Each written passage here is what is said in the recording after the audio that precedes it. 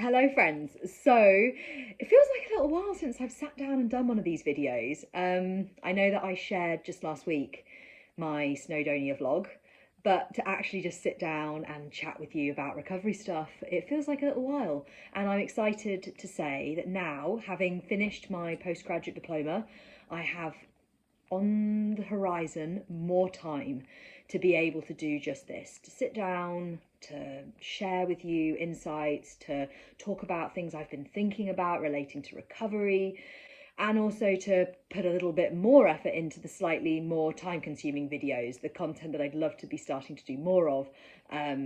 And as I said on my Snowdonia one, or as I wrote in it, if anyone's got any ideas for content that they would like to see, please do let me know in the comments below. That would be really great. Anyway, to kick back off coming in on the recovery videos, which I sounds like I'm saying it's been ages and ages since I've posted. It hasn't. It just feels a while since I've sat down and chatted to you like this. But I wanted to come on and talk to you about something today that I think is actually quite a useful tool for recovery and for all sorts of other areas of life. And we talk about neural rewiring a lot in recovery, and that's because it is a huge part of the process. And as we know, actions, behaviours are king when it comes to neural rewiring. Your brain learns through what you do, predominantly. However, where we think, energy flows. Where our attention goes, energy flows. And when it comes to neural rewiring, we do have to think about, alongside the action taking and those opposite rebellious actions, how much time we are spending thinking in certain areas. And I read recently about this concept of our attention being a spotlight. And so I think this is really relevant, where in recovery, we can think of all those thoughts that come up. You're about to go and do something and you get a flood of eating disorder suggestions, all those different thoughts, they're all there. Now, as much as we have to use those thoughts as ammunition for our opposite action, there's only so much good of really focusing on those thoughts beyond using them for that ammunition. And that's because when we spend a lot of time focusing on those negative thoughts, what we're actually doing is giving attention to them. And so if we imagine it that we've got a spotlight and those eating sort of suggestions are coming up, and even if we're thinking, I don't want to be thinking that, I don't want to be thinking that, I need to stop thinking that, I need to not think that, why is that coming up? Really all we're doing is just shifting that spotlight straight onto those thoughts. And where our attention goes, energy flows. And so I think the wonderful analogy here of this spotlight is, in recovery, the element of neural rewiring that is based in our self-conversation, the thoughts that we pay attention to, we can look at it as shifting that spotlight. So for example, you're about to go and do something. You get that flood of eating disorder thoughts. You clock it. You know instinctively, you're like, right, okay, I've got to do the opposite of this. Here's my actions. But you notice that those thoughts, they're just lingering there. And you're thinking, why am I thinking that? Like, I've been doing this consistently. Like, why are they there?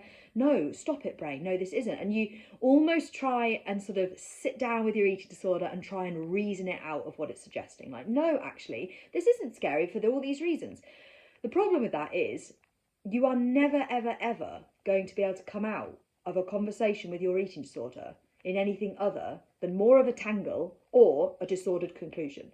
Your eating disorder is never, ever going to sit down with you and go, yeah, you're right, actually. You are right. This is shit. No, that's not. Okay, right. You know what? Crack on. Have a wonderful life. I'm gone. That's never going to happen, unfortunately. But that is the reality. It's not going to happen. And so where we shift that spotlight onto those thoughts and we focus our attention on them, really all we're doing is just sending energy in that direction. And so this technique isn't about sticking your fingers in your ears and pretending those thoughts aren't there. It's not about that. It's not about head in the sand like, la, la, la, la, no, it's not there. It's about zooming out and seeing all of the things that are there and then shifting your spotlight of attention onto what you do want to be thinking about. Showing your brain, not only through your actions, but also through where your attention goes, what you want it to be learning. So, for example, you might be facing some kind of challenge and you notice that there is a real influx of eating disorder suggestions, eating disorder thoughts. Label them, spot them, externalize them and go, that's my eating disorder talking. That's my fearful brain talking. That's the first bit. As I said, this tool is not about sticking your head in the sand and just pretending you don't have those thoughts. It's about acknowledging them and then externalizing and labeling them for what they are. And then shift your spotlight of attention in the direction that you want to go. Shift that spotlight of attention onto what you know you need to be doing. Shift that spotlight of attention onto what you would say to a friend who was in recovery at that moment, facing those thoughts. Shift that spotlight of attention onto what your core healthy self says in retaliation to those eating disorder things. Shift that spotlight of attention. Focus on what you are doing, what you want to be thinking, the direction that you are heading. And similarly, this tool can be really useful in relation to body image struggles. So you notice those negative body image related thoughts, the fear of weight gain thoughts. You notice them, acknowledge them, again, externalize them, label them for what they are. Fearful brain, eating disorder. Label them and then shift that spotlight of attention onto what you want to be nurturing and nourishing. Shift that spotlight of attention onto the goal to make friends with your body. Shift it onto acceptance of what your body needs to do in order to heal, restore, and repair. Shift it onto acceptance that there is no other option, that suppression of your body and restriction of food is incompatible with recovery. And so the you who is choosing recovery has to find a way to accept your body. Shift that spotlight of attention onto the reality that your body is not the problem. It's the thoughts and the feelings that you are having about your body that are the problem. Shift that spotlight of attention over to some body neutral affirmations that resonate with you. Some things that your body enables you to do. So things that your body enables you to find joy in. Shift that spotlight of attention in the direction that you want to go. So I hope this has been helpful.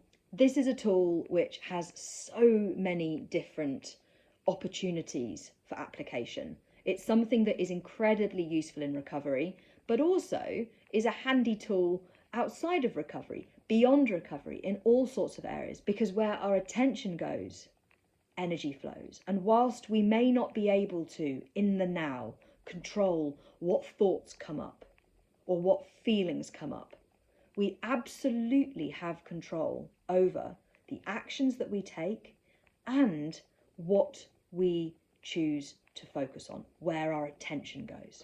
So use this. Let me know in the comments below what you think. Oh, no, Nora's coming up. I look forward to doing more videos moving forwards. Nora again. And yeah, hope that you have a wonderful day wherever you are and speak to you very soon. Goodbye.